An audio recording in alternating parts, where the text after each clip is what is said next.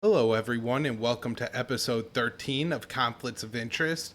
I am the co-host Kyle Anzalone, and I'm joined by the other co-host Will Porter. Will, how you doing today? What's up, Kyle? What's up, everybody? How's it going?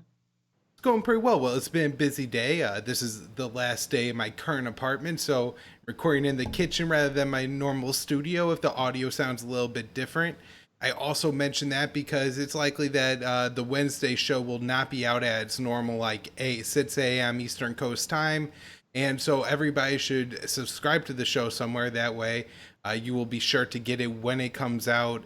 YouTube, iTunes. We're working on getting it on the different podcatchers. I heard somebody say it's not up on Stitcher yet. I am still putting up the shows on the old Foreign Policy Focus feed. If your favorite podcatcher is not up there yet, you just keep subscribing to that. We've gotten a lot of good ratings and reviews, and we really appreciate that. It's really helping the show to look, like it's got a nice, legit presence because we already got a pretty good audience, and everybody taking the time to do that is really helping out, and just keep sharing the show. And Will, I guess we should get rolling and get into the news. Yeah, let's do it, man. All right, so the first thing we have today is pretty much our favorite subject, right? Russiagate. And now, like, the fun part, right? We spent 3.5 or so years just, it felt like once a week I had you on the show, the old Foreign Policy Focus show, Will, to talk about the latest mainstream media myth that needed to be debunked.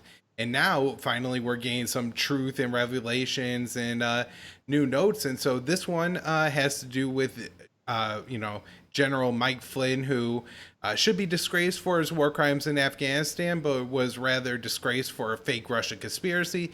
And so now me and you have to debunk the myths around that. So, Will, what's the new news that we have here? Yeah. So we've got these new documents that they unsealed on Thursday, relating to the whole Trump-Russia investigation, particularly how the FBI handled the case of Michael Flynn, Trump's first national security advisor, who was later charged by the FBI for supposedly lying to them about his contacts with the Russian ambassador, Kislyak. These documents that we got, they're mostly like text message transcripts between FBI agents. Most of them, unfortunately, they have their names redacted, so we don't know exactly who is saying this to what. But there is some fairly damning stuff in here, like regardless of what FBI agent is saying it, like the fact that it's an FBI agent saying it is, significant. And I think they kind of like these texts show that like not only did they think that their investigation into Trump and Flynn was like on shaky ground legally, but also factually too. So there's like these messages sort of imply a few things. So in one message, though, sent in January 2017, like just 10 days before Trump was to be inaugurated, is after he had won the election, you had one FBI agent texting to another that he and people working on the Trump-Russia probe within the FBI, that they had all bought professional liability insurance. That they were so concerned that what they were doing could possibly land them in legal trouble. Particularly the agent is talking about there was a major leak at the DOJ. He doesn't specify what the leak was. There was a lot of leaks at this time, but he said it was a big leak at the DOJ that like the New York Times might do a story on. And he said that once the new attorney general takes over and the Trump administration comes to power, he said this, yada, yada, yada, we might all get screwed. So that's why they all went out and bought liability insurance. He also suggested, this agent, that CIA agents as well were buying liability insurance. He doesn't actually say the CIA directly. He just says the agency, but like we can pretty, that's what they call the CIA. So it's Can, pretty clear they were. can I Go just ahead. ask something real quick? Yeah. So I'm just throwing the hypothetical situation. My friend Bob plans to rob a bank, right? He is going to take liability insurance out in case he gets caught robbing the bank. That's obviously stupid and not a thing. How is this a thing? Does Yeah. that? Do you understand why I'm asking? Yeah. Like in terms of the liability insurance, like I've seen some people saying like that doesn't really make sense. It wouldn't cover them if they're doing like really intensely criminal things. And I guess maybe they were looking for that to cover just like some of their ass a little bit. Like maybe they didn't think it was going to get them out of, like you're saying, it wouldn't get a guy out of robbing a bank or something or robbing a liquor store. But maybe they thought that just like it was just an extra precaution that would protect them somehow. I'm not exactly sure of all like the fine legal points of like exactly what that kind of insurance could protect you from, but it does at least seem to show that they have somewhat somewhat of a guilty conscience that like they're worried that what they're doing could maybe land them in trouble. Right. You Well, know? that is like the part of it that is a takeaway. Isn't necessarily that that insurance should cover Bob, but that Bob's bank robbery was premeditated, and that Right. that's a reason that he was definitely doing something wrong. He wasn't just trying to extract his funds from the bank or anything like that. Right. Um, okay, so yeah, so this is like the at least second, maybe the third big drop in the Russiagate saga that's had to do with text messages. That's just kind of something odd. And also to point out that somehow the FBI gets to these are government employees. We pay their salaries well, right? But now they get to redact their names when we want to see their text messages. But I don't know. Do me and you get to redact our names when our metadata gets swooped up from the texts we are sending each other? You know what I Right. mean? No. Like, I that seems ridiculous. But other than that, were there any other big revelations? The thing with the liability insurance is probably the most interesting. It was I thought also interesting too that they mentioned the CIA might have also be concerned about this because we do know that it wasn't just the FBI and the DOJ. It was John Brennan, CIA under Obama. He had sort of like he was an early proponent of the RussiaGate thing. Like even before the FBI had launched their Crossfire Hurricane stuff, you had John Brennan apparently like staying up late, like looking into all this. And so it's interesting too that the CIA kind of felt like they weren't fully safe from this either. But in addition to the liability thing, you also have there's a couple other things. You had just one message from an agent who had said that he thinks that some of the people in charge in the FBI running the probe that they want a Clinton presidency. So he suggested maybe they were kind of biased. He was telling another agent, he's like, man, I'm doing all this research and it seems like some people at the bureau want a Clinton presidency. Like, isn't that kind of odd? And they ended up kind of saying like, yeah, maybe she would be like less of a wild card. Trump, you don't know what you're going to get with him. But nonetheless, it does kind of shed some light that like maybe internally in the agency or in the bureau, that they were sort of like at least pushing against Donald Trump, but seemingly some for Hillary Clinton. Well, that's Um, huge because that's not their business at all. The people, elect, their job is to make sure the rule of law is enforced. And that's right. completely the opposite. I mean, that should be huge, right? That the FBI was actively working to undermine the will of the American people. I guess there's the whole Rachel Maddow, vibe of Trump was the unique threat that was the coming Hitler, and pretending that everybody in America should pretend that they're in the Germany in the 1930s and won't you do anything to get rid of Hitler and his rise to power. But what you've created is the FBI now, saying that, hey, we're going to try to influence the election the way we see fit. And now that the Department of Justice is controlled by Bob Barr, don't you think the Democrats should have a huge problem with that? Don't you think that they should be like, wow, we can never let this happen again? Yeah, you'd think that Barr would have like maybe pursued this a little harder too. I mean, they've kind of been going after. They have several probes looking into like the Crossfire Hurricane thing and how the FISA warrants were handled and all that. But it doesn't seem like they're really aggressively. I mean, they've had 4 years to do it and they haven't really, no indictments other than that one guy, the Kleinsmith guy, who had altered the FISA application to hide the fact that the campaign aide Carter Page, that he had worked with the CIA and it probably was not a Russian asset. So I think that's the one indictment we've seen in all of this so far, but it does not seem like Barr is really going after it. Right. But in terms of other like revelations in these text messages, there's one other thing that I found was interesting, particularly relating to Michael Flynn. So in these exchanges between these FBI agents, they basically are insinuating that they were using what they call national security letters, which are kind of like subpoenas, except they don't require court approval, so that FBI can kind of just spy on your financial records with just this thing, these NSLs. So it's like a British colonial writ. Yeah, exactly. Okay. They can just write their own authority basically, and like I'm sure there's some limitations to it, but like they can't just do it, infinite spying. But nonetheless, they were using these NSLs to look into Flynn's finances, even after higher ups in the FBI had told them to wind down the investigation because they hadn't found anything they had found no derogatory information, and yet they're still doing these NSLs. And you have some FBI agents, you see them saying like, why are we using these? Like, I thought we were supposed to be winding down the Flynn investigation. Like, we didn't find anything in our previous traces. So what do we expect to find with these NSLs? And at one point, one of the agents says they're buying time with them. And it seems like that was effective because they did buy time. They did keep the Flynn investigation open. And the dude ended up getting indicted for lying to the FBI. And that was after they were supposed to close the probe into Flynn. And so it seemed like whatever they were doing with these these national security letters, it bought them enough time to where they were able to, push this thing through, apparently. Yeah, well, I guess just to disagree with you a little bit, Will, if they could spy on a former general, 3 or 4 star general, uh, Yeah. Michael Flynn, who was on the Trump transition team, a major, player in the Trump campaign, man, I hate to say it, but it seems like they could use it for pretty much anything. you know, um, Right. I had a note here just that, and this is actually in the news ticker on today's show. If you're watching on YouTube, you'll be able to see that. But as John Durham actually, within his investigation, unredacted a footnotes from the Horowitz report, which the Horowitz report is where we get all the things that the FBI did wrong in that investigation. And it turns out that one of the key subsources in the Steele dossier was himself a target of possible collusion with the Russian government from 2009 to 2011. And so this isn't, related to 2016, kind of made up thing, but apparently a real FBI investigation. It's just crazy that, through all of the kicking and screaming about Trump's ties to Russia, I mean, it's Joe Biden's son, Hunter Biden, and, ends up being other people more associated with the Hillary campaign, the Steele dossier, than the Trump administration. If Trump was as smart as some of his supporters thought he was, he could be dropping bombs right now that would guarantee maybe a 50 state sweep in the election.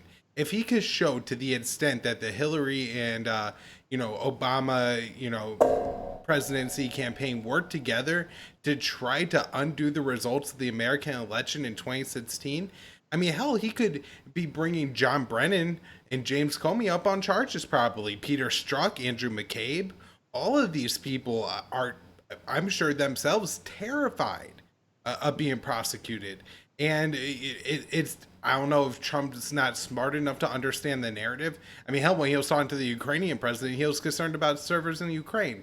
Me and Will want the truth of this more than anybody else, and we could care less about servers in Ukraine. That's not anything we need. We need Bob Barr to prosecute John Brennan. And it doesn't seem like Trump is the man, to make that happen.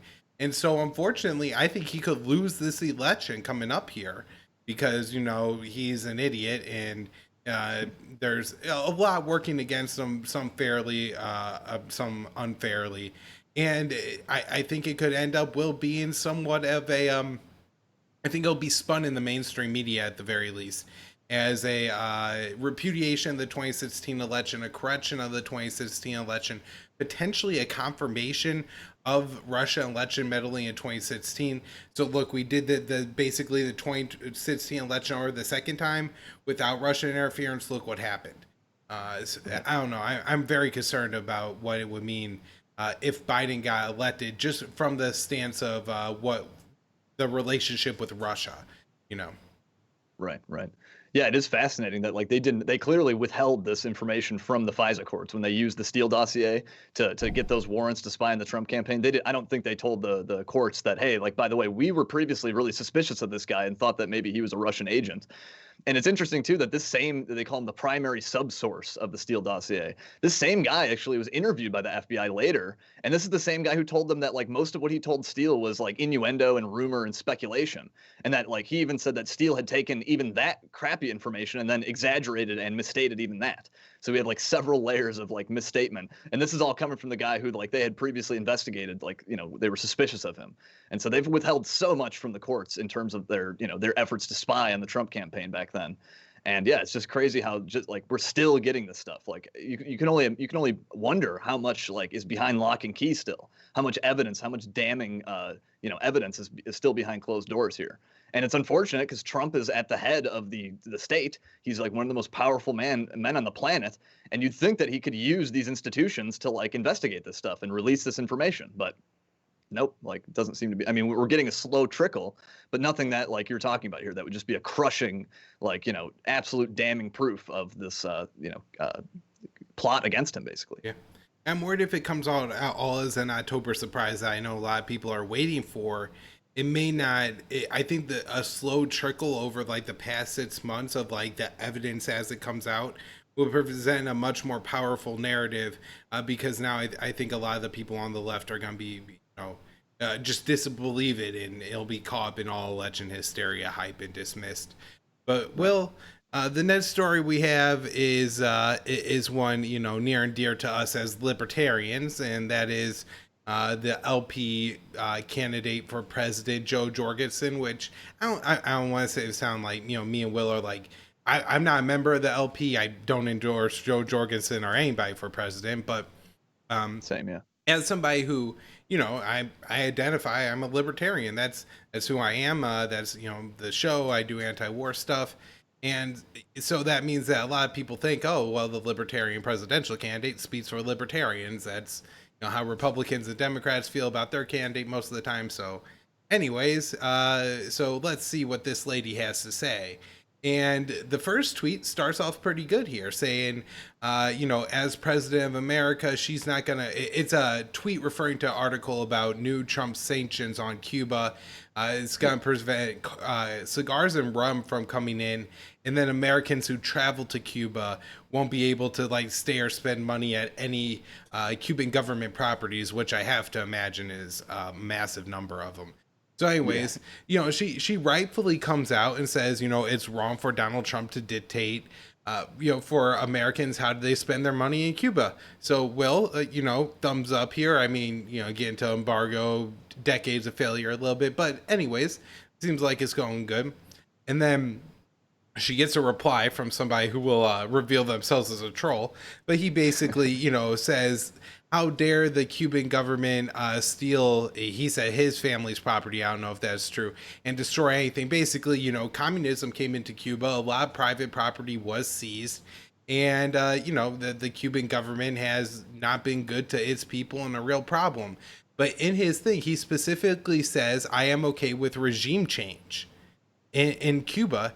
And Joe Jorgen says, I agree absolutely and hope to see free Cuba someday. Now, Will, the word regime change in 2020 America means the U.S. is going in and regime changing the regime somehow. This isn't a word that would be used to say, I hope one day there's somebody else ruling Cuba that's more democratic or capitalist or something. No, she's saying regime change, and man, that is Right. a word you cannot agree with as a libertarian, and it was just so disappointing to see. So for those of you watching, I got the receipts here all on the screen. The great Dave DeCamp put them together, so appreciate that, and make sure you follow him on Twitter to get all this stuff. But Will, how would I guess you have responded to somebody saying, "Hey, we need regime change in Cuba"? Yeah, I mean, obviously, like these things, look, I agree with sort of the sentiment that, like, sure, I also wish that people in Cuba didn't have to live under a repressive state that, like, stole all their resources and, imposed all these restrictions on them. So, sure, I agree with that sentiment, but that equation doesn't work out. Like the U.S. government coming and overthrowing a government to impose its, one friendly to it, that does not accomplish the peace and liberty and stuff that I would like to see in Cuba. So, no, it's absolutely must be off the table. We see what happens when Uncle Sam comes and removes a government or tries and puts in a new one and tries to install a new one. I mean, look at like Libya. There's your regime change. How did that go? That was supposed to be a humanitarian project done by a liberal democratic president, Barack Obama, and it turned into the most like violent, repressive thing possible, where slavery and human trafficking and stuff end up resurgent in this place. And there's other examples. Syria, we tried regime change. We just simply prolonged a already bloody civil war, prolonged it by years, and probably led to like hundreds of thousands of additional casualties. Absolutely destroyed the entire society because we helped to try to empower these rebels to overthrow Assad. And again, I don't have to support Bashar al-Assad or Muammar Gaddafi or Saddam Hussein to oppose the regime change effort. It doesn't mean I support the regime that we would be overthrowing. And so that's the same idea for Cuba, and that should have been. And like, look, let's be fair too. Like the Joe Jorgensen's Twitter account, I don't think she runs it herself. I No. think that was some aide or something who did this. So it's not these aren't her words necessarily, but this is the account representing her. And yeah, she should have taken that position. She should have said, "I'm sorry, like, I'm sorry what happened to your family and stuff, but I cannot endorse, a U.S. government regime change operation." Right. And you're right. They said the word specifically. They did not say, a democratic uprising or anything like that would suggest, just among the Cuban people. They're talking about a regime change operation, which tends to mean an external power comes and removes somebody from power. And so, yeah, like that should be a no-brainer for the libertarian nominee for president that like don't endorse US backed regime change. Like give me a break. I gotta say, well, I find that the Joe not running her own Twitter, especially with the great things that libertarians have to say, is almost a bigger problem than just this one tweet. Yeah. If it wasn't for Twitter, I don't think Donald Trump would be president. I can't prove that. There's not the maybe CNN running all of his stuff, but it was the tweets that really got people going a lot of times. And the fact that Joe doesn't run her own Twitter means that whatever's coming out of the Twitter means that you can't know if it's really what she thinks or what one of her staffers thinks. There's been at Right. least 2 or 3 times where there's been tweets that seem to at least go beyond what Joe Jorgensen actually believes in. That's kind of seems what's come out from the campaign, like some of the anti-racist stuff and all that. So it's really disappointing, and it could be such a home run. Joe Jorgensen saying, "Hey, look, the solution here is for Americans to just give as much wealth and freedom to the Cubans as possible. They could come to our country. We could go to as long as the Castro regime allows you and you feel safe going, you're more than welcome to go. Bring all the cigars and rum back you want with you. That's the way to go. If the Cuban people become prosperous, then maybe they could, start to demand and advocate for more change from their government, or have more freedom and autonomy from their government just by the amount of wealth they have. But and even if they really didn't think, oh, this means U.S. backed regime change, which I think is possible, it just shows how little whoever is running this Twitter account, which is really one of the most important things the libertarians have to message with right now, how little they know about foreign policy and the state of the U.S. empire in 2020. It's just really embarrassing. And go ahead and say right now, thankfully the great Ron Paul is apparently on the mend, but you would never catch him making that kind of slip up, you know. No, absolutely not. And just to clarify for people who are not watching just on the audio, like we have the tweets up now. You may have said this actually, I'm not sure. But like the person who was saying, "Oh yeah, like I would make an exception for Cuba for regime change," and got Joe's account to respond. This guy ended up like tweeting later that like, "No, I was totally just kidding. I was totally being a troll." And he's like he shared Joe's response and said like, "This is not a libertarian. She fell for it." So like this guy totally got whoever's running that account to fall into this trap. So that is kind of like kind of amusing, a little bit underhanded, but it's also kind of funny. And like, it is a little revealing too. All right, well, let's take a minute to talk about our sponsor, Paloma Verde. Paloma Verde sells CBD and a bunch of great products. They have creams, they have soft gels. I take one every morning. They also have extracts and gummies. The gummies you take at any time. I'm a big fan of the extract. It works pretty quick, and so as I've been talking about this past couple weeks, I've been doing a lot of moving, long distance move. It's stressful. It's hell on my back, and plus my other job is sitting on my butt all day, which doesn't help my back either. But this has really helped me to just feel better, and well enough to like get up and stretch a little bit more. So it's like compounding that I'm sitting up straight a little bit more, and it's just making my days feel a little bit better and more productive. So check out Paloma Verde Store. .com. If you go to their website, I mean, it's great because they got information on CBD. They have lab results, so like all their products, it's not whatever you're gonna buy at a head shop or a gas station. It's lab certified. This is the dosing that's in every gummy, in the extract, whatever you decide to get, and you could ask questions, whatever you need to do. PALOMAVERDE store.com.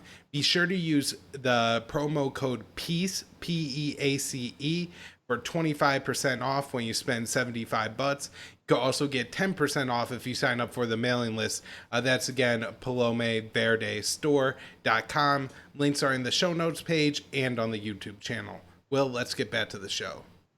Right, let's do it. All right, so the next story I have here for us to talk about, Will, is the leadership in Lebanon, which, surprise, surprise, is going through a change. And I think, almost talked about the new Lebanon Prime Minister getting appointed on like show 2 or 3, and decided not to because we didn't know much about the guy, wasn't sure what was going to happen with him. Turns out that may have been a good call because he's already leaving his post. So, Will, what's going on with the government there in Lebanon?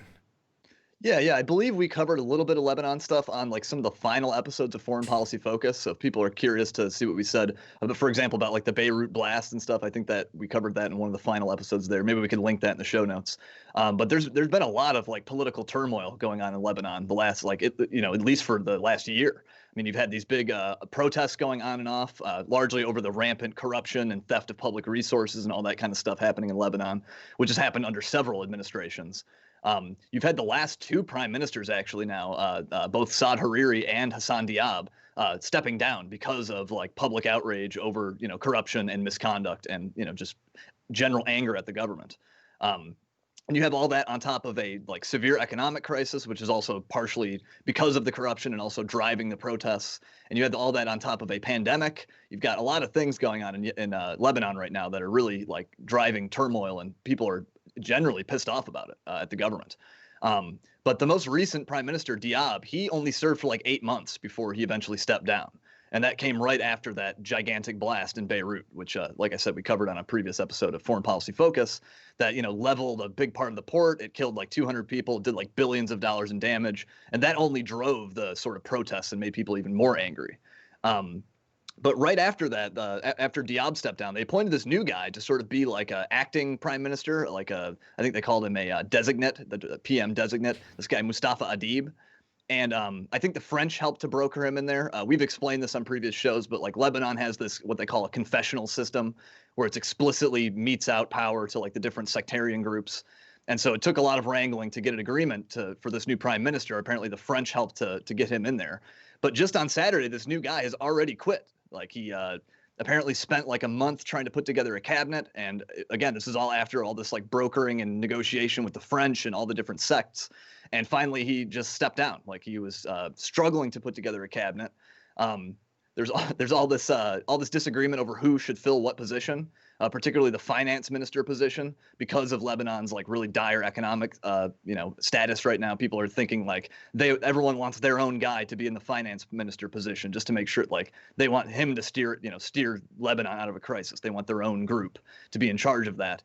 Apparently, the new guy Adib was planning on putting a Sunni into the finance minister position, and the Shia groups like Hezbollah and Amal were like really against that. They protested, and amid all this like dispute and disagreement and stuff, this new guy Adib just stepped down. He just quit and said, "Screw it! Like I can't figure this out." I think he even sent out a tweet like, "Sorry, I even tried. Sorry, I tried to form a new government, but like I wish luck to whoever tries next, but I can't do it." And so like it does seem like, the last time we talked about Lebanon, they were in like a real sort of limbo. People were calling for for Diab to step down. And now we're pretty much back to that same like state of limbo where there's just total uncertainty about the future, about what, the next prime minister, the leadership, how they're going to get out of this financial crisis, how the protests are ever going to end. There's all kinds of uncertainty going on. The French have offered a bailout for Lebanon. But the French say that the Lebanese have to figure out ways to root out corruption before they'll allow that to happen. They have certain conditions. And so it's just like this is just setting them up for like, a perpetual crisis, it seems. And I just think that's unfortunate. Lebanon has been in a crisis for well over a year now, and that's nowhere near ending, it seems. That it's only getting worse. Right. Well, it seems to me one of the really difficult things about Lebanon and instability is that everybody is trying to get their hand in on their thing. So, the French had their colonial interest. Turkey's, trying to get involved. Saudi Arabia supports their faction of the Sunnis. A massive number of people in Lebanon are Palestinian refugees. Of course, the Iranians support Hezbollah. The Syrian government was once an occupying power and has their interests. The Israelis, are very involved and very interested in what happens there. And so it just seems like a situation that almost there's so many things that all can't happen at the same time. Something can't both be red and black. I mean, it can't be both black and white. And there's all these discrepancies, and it seems like it's not as simple as just this one thing. Even if they do get the finance minister thing hammered out, that still doesn't seem to resolve all the problems, including the fact that this is a country that hasn't had a census in almost a century, and they're terrified of knowing how many people of like different sets are in each country, because then they'll have to redo the what did you say, confessional system, where each set gets a certain number of votes, throw the whole thing into chaos and terminal. So I'm not sure what the solution is here, but I bet the Lebanese will figure it out best themselves, especially if Marcon and the French stay home and deal with his own problems rather than trying to flex his colonial muscles. Yeah, no kidding. I mean, go ahead. I was just going to add, this is particularly dangerous for the United States. Remember Libya. It wasn't necessarily, I think, Anne-Marie Slaughter maybe, or Sam Power, one of the two I know was a big like pusher and driver, but it was really the a French colonial interest that pushed NATO to take this action here, and so it wouldn't be unheard of for the French to get the U.S. involved deeper into this situation. Yeah, absolutely. Yeah, and France definitely has a lot of its own problems to deal with. Macron, he's got his own protest movement on his hands to deal with, to be, trying to help Lebanon. I mean, I guess it is good. Like, they did seem to, smooth out some of the negotiations over picking this new guy. However, I mean, I don't know how much they smoothed it over, because he resigned and it all fell apart. So yeah, it doesn't seem like it worked out too well. Maybe an organic, Lebanese choice would be better, but. Yeah, no kidding. Well, let's move on. We got one last story here to talk about. And boy, is it a doozy. Headline here. This was by Dub Bandow, right? Yeah. Was Donald Trump really willing to strike North Korea with 80 nuclear weapons? I'm not sure if people have seen a map of North Korea lately, but Will, that seems like a lot of nukes for that that little peninsula there. And even if they're tactical nukes, I mean, there's not that many. I can't imagine that many sites. So, do we have details on what hitting North Korea with 80 nukes would likely achieve, other than, I'm guess, killing a lot of South Koreans and Americans with the coming radiation and clouds? Yeah, like, I had actually pulled up the map because I was curious. I was like, geez, North Korea is not that big. Like, 80 nukes. Like, I tried to like compare like the radius of like a small size nuke, and 80 nukes would completely demolish and obliterate the entire country. Like, there's like almost no question about that. Like, you could, I think, take out like their top 5 biggest cities like easily with those 80. But this apparently this is like a response, a plan that the Trump's national security team drew up as a response to a North Korea preemptive strike. Apparently, that this is how we the United States would respond if we were attacked by North Korea. We'd go at them with like apparently 80 nuclear weapons. And I think the idea was like, we don't know where North Korea keeps all of its nuclear warheads, and so like we would just bomb pretty much everything just to make sure we got them so that they couldn't then strike again. But like I'm saying, that would absolutely just wipe out the entire country. If you look on the map, that's a genocide. That's the definition of a genocide. They're wiping out an entire population to get just a few weapons. I mean, this is literally what the evil villains do in movies.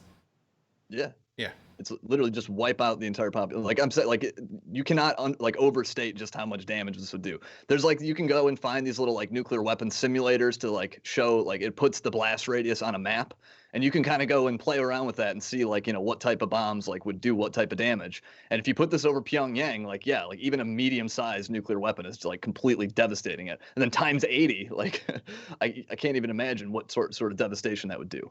And I guess maybe that's what Trump meant by fire and fury when he was like, when we heard him say that, he may have had this sort of like plan in mind. But I should note that this comes from Bob Woodward's book, Rage. Like that's largely where this plan is coming from.